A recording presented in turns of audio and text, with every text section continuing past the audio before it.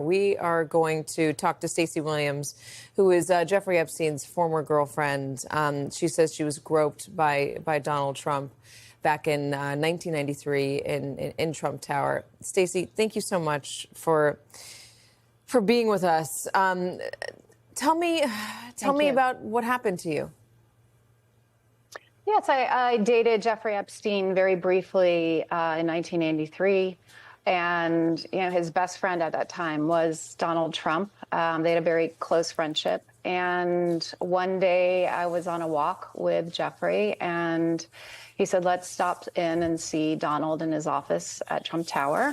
And I said, okay. And we walked in there, and Trump proceeded to grope me right outside of his office door while Jeffrey just stood there and watched.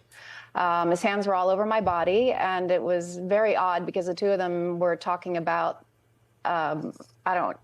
something not about the groping. They were having a conversation. I don't remember what it was about, and smiling, continuing on with their conversation as if the groping wasn't happening, which caused me to sort of freeze up and be utterly confused about what was going on. After the incident, and it was, very brief, just a couple of minutes, we took the elevator, down, and Jeffrey's energy was very dark and sort of stormy and angry, and we got it on the street, and he just ranted at me and asked me, he kept saying, why did you let him do that? Why did you let him do that? And I remember being utterly confused, like, yeah, why did I? What just happened? And as I came into my body, I got the sense that the whole thing was coordinated. Coordinated? Why do you think coordinated if he was asking you why you let him do it?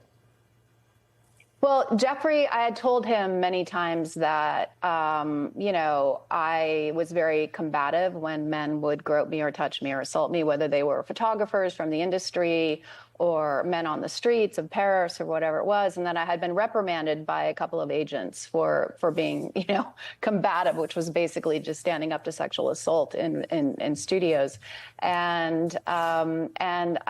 So my sense is that I was walked in there as sort of a challenge to see if Trump would do what he has admitted to doing to women, which is grabbing them, the Access Hollywood tape, he talked about it, his own words, and then what he did to me and, what the other, 27 and counting women he has touched without consent have shared. So I think it was a challenge, and they were such close friends. These are the kind of creepy, misogynistic games they were up to together.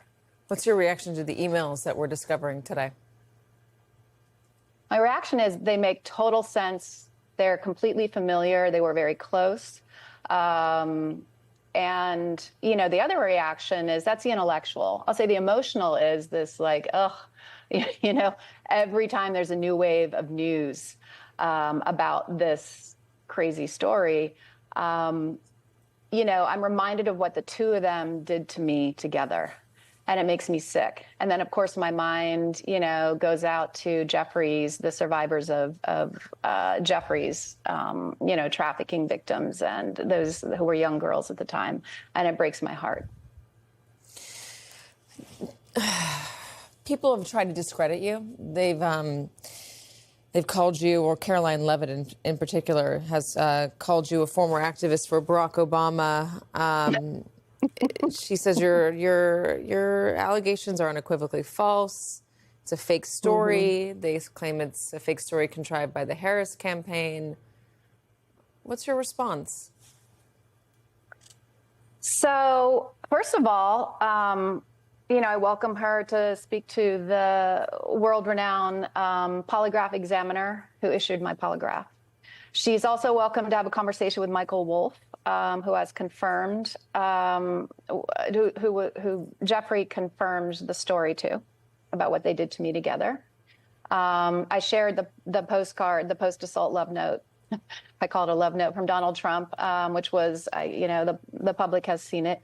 But also, more importantly, she was the person who came out yesterday on behalf of the White House and said they're being fully transparent. Now, how do you say that right on the heels of strong-arming a representative, a House rep, Lauren Boebert, to pull back on her vote to release the files?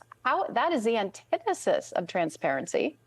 And to call this kabuki theater that the White House is doing transparent is condescending to the American public and incredibly cruel and damaging to Jeffrey Epstein's survivors. And it's laughable. I mean, you know, I'm sure she thinks she's killing it in her job, but the majority of the country just wants these files out and to put this to bed. So, you know, if there's nothing to hide, just do it.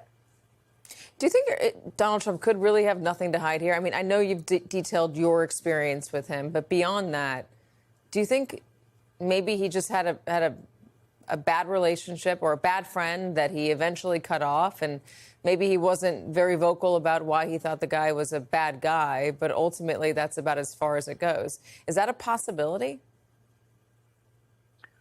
You know, I can't speculate. I can only share that story that happened to me with the two of them together. But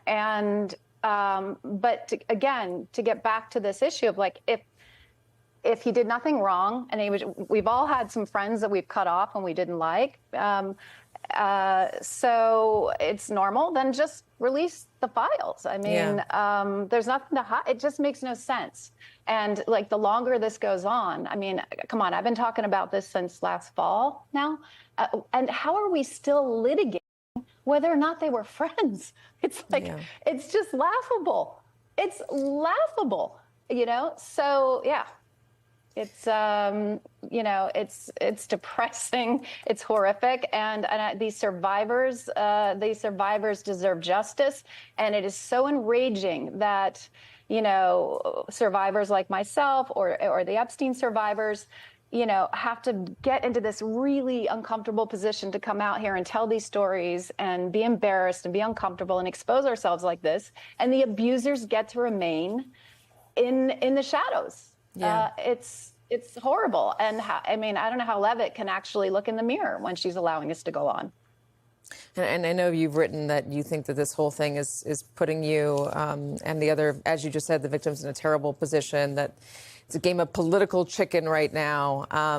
But I appreciate you coming on and detailing your experience, obviously. And, you know, I hope there comes a point where you don't have to deal with this so frequently, don't have to deal with the memory of it so frequently. Stacey, thanks for joining us. Thank you so much.